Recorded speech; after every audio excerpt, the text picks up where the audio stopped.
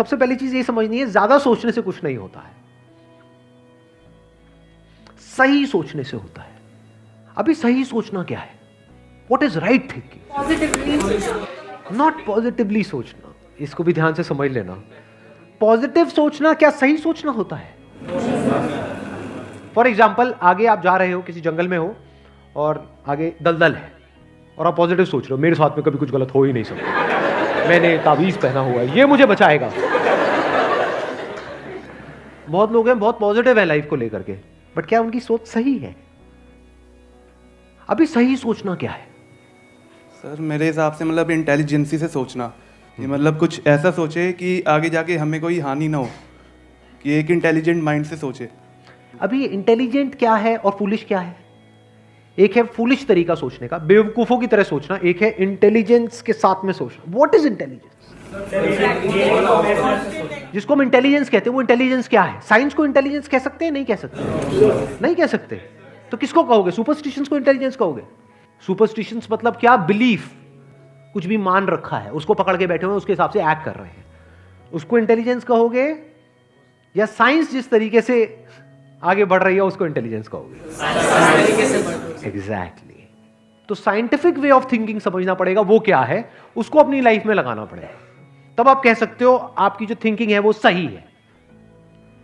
अब ये scientific thinking मतलब क्या? रियलिटी को एज इट इज देख लेना, दैट इज साइंटिफिक थिंकिंग। यही तो है, और क्या है? There are laws of this universe, उसको एज इट इज देख लेना, उसको ऑब्जर्व करना, यही तो है साइंटिफिक थिंकिंग। उन लॉज को बदलना नहीं, क्योंकि साइंस बदल नहीं सकती उन लॉज को। लॉ ऑफ ग्रेविटी को साइंस बदल नहीं सकती है, उस लॉ को समझ करके उसके हिसाब से एक्ट कर सकती है। इसी साइंटिफिक थिंकिंग को अगर हमको अपनी लाइफ में लगाना हो तो इसका मतलब क्या? एक थिंकिंग हो सकती है लाइफ से रिलेटेड, जो भी आपके दिमाग में कचरा भरा पड़ा है बचपन से लेकर के आज तक, जैसा आपको समझाया गया है लाइफ के बारे में। किसने समझाया है? वो लोग जो खुद नहीं समझते, लाइफ के बारे में अपने अपने बिलीफ्स बनाए हुए हैं, अपने अपने स्टैंड पॉइंट से लाइफ को देख रहे हैं। फॉर एग्जाम्पल, कोई हिंदू है तो एक तरीके से लाइफ को देख रहा है, कोई मुस्लिम है तो अलग तरीके से लाइफ को देख रहा है, क्रिश्चियन है तो अलग तरीके से देख रहा है। क्या सही है इन तीनों में से? क्या तीनों को सही थिंकिंग कह सकते हैं? ना, क्योंकि आपस में लड़ झगड़ रहे हैं। साइंस में कोई लड़ाई झगड़ा होता है? अगर मैं किसी साइंटिफिक फैक्ट के बारे में बात करूंगा, क्या कोई हिंदू मुस्लिम क्रिश्चियन आकर के आपस में लड़ सकते हैं? नहीं। तो ये सही थिंकिंग है। एक है जो हमें सही लगता है, एक है जो सही होता है। दोनों में जमीन आसमान का फर्क है। एक है जो आपको सही लगता है, एक है जो सही है। तो साइंटिफिक थिंकिंग का मतलब क्या, अगर इसको हमको लाइफ में लगाना हो तो, यानी लाइफ को आप एज इट इज देखो, ऑब्जर्व करो, फिर उसके बारे में सोचो। This is scientific thinking.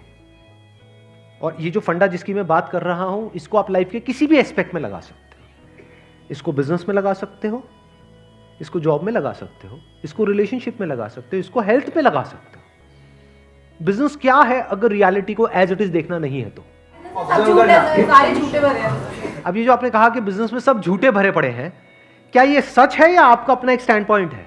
बिल्कुल झूठे हैं लोग सारे। अभी इन्होंने बोला कि बिजनेस में सब झूठे भरे पड़े हैं। अभी ऐसे ही यहाँ पे मैं अलग अलग लोगों से अलग अलग बातें पूछूंगा ना, तो सब बड़े कॉन्फिडेंस से बोलेंगे, as if they know it for sure. जैसे मैं पूछूंगा, हाँ भाई यहाँ पे किसी मेल का किसी का ब्रेकअप हुआ होगा, तो सारी लड़कियां ऐसी होती है, सब धोखेबाज है। ऐसे ही कोई लड़की से पूछूंगा, वो आकर के बोल देगी, सर ये तो मर्द जात तो है ही ऐसी, इससे कुछ हो ही नहीं सकता। क्या ये सच है? या आपका अपना एक स्टैंड पॉइंट है, अपना आपका एक बिलीफ है? तो ध्यान से समझ लेना, इसका जो सबसे पहला स्टेप है वो है अंदर जो भी कुछ पड़ा हुआ है आपके, जो भी आपने मान रखा है उसको छोड़ दिया। अब आप हल्के फुल्के हो गए, अब एज इट इज देखा लाइफ को, लाइफ को ऑब्जर्व किया as life, not my life. For example, anger, क्या एंगर आपका है? बट आप एंगर का सोल्यूशन कैसे निकालते हो? मुझे गुस्सा आता है, मुझे गुस्सा नहीं करना है। कभी भी आप एंगर का ऐसे सोल्यूशन निकाल ही नहीं सकते। सिर्फ आपको आता है गुस्सा या सबको आता है? सबको आता है। तो क्या एंगर सिर्फ आपकी प्रॉब्लम है या एंगर एक लाइफ की प्रॉब्लम है? Fear, if you can look at fear, not your fear और माई फियर, फियर, डर है ना, वो डर क्या है? Can you look at it? इसको बोलते हैं साइंटिफिकली चीजों को देखना। रिलेशनशिप, नॉट माई रिलेशनशिप और योर रिलेशनशिप, रिलेशनशिप। तो इस तरह से जब हम चीजों को देखते हैं ना, not from a subjective point of view but from an objective point of view, जैसे एक साइंटिस्ट देखता है,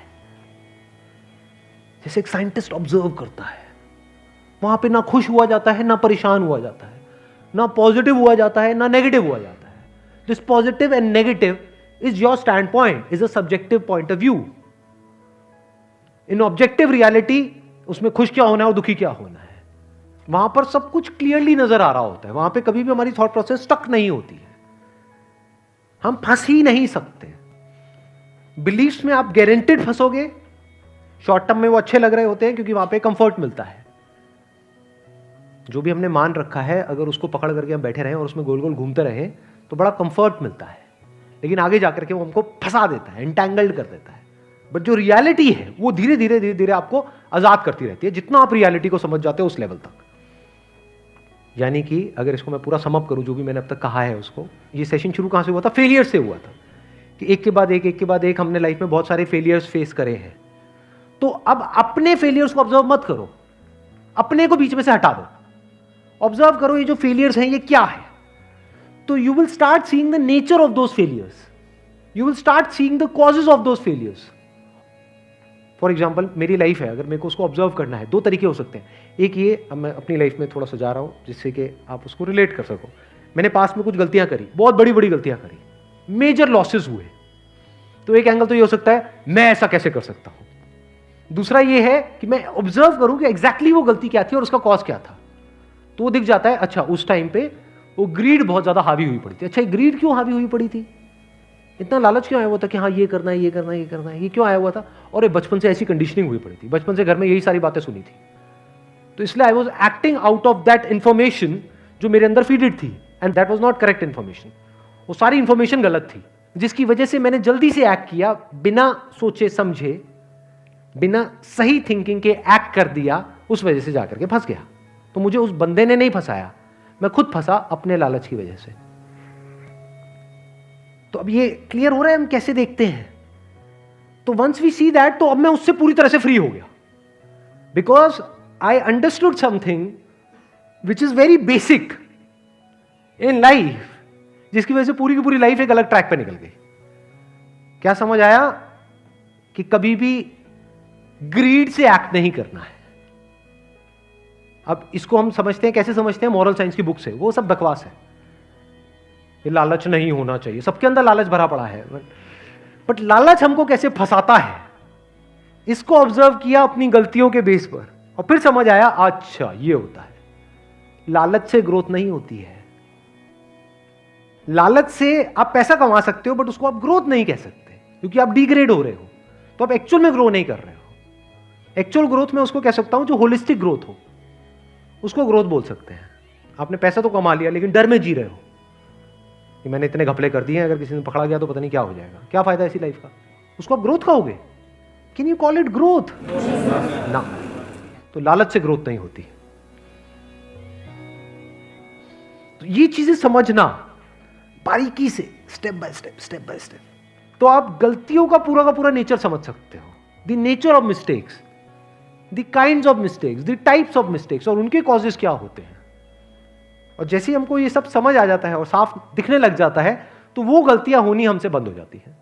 और जितनी भी गलतियां हो सकती हैं, उन सबके अगर नेचर समझ आ जाते हैं, तो गलतियां होने की पॉसिबिलिटी फ्यूचर में ऑलमोस्ट खत्म हो जाती है। प्लस जब समझ आ गई है उसकी रियलिटी, तो वहां पे ओवर थिंकिंग के लिए जगह नहीं होती है, आप थिंकिंग में स्टक नहीं होते हैं। Wish you all the very best. Thank you so much for coming.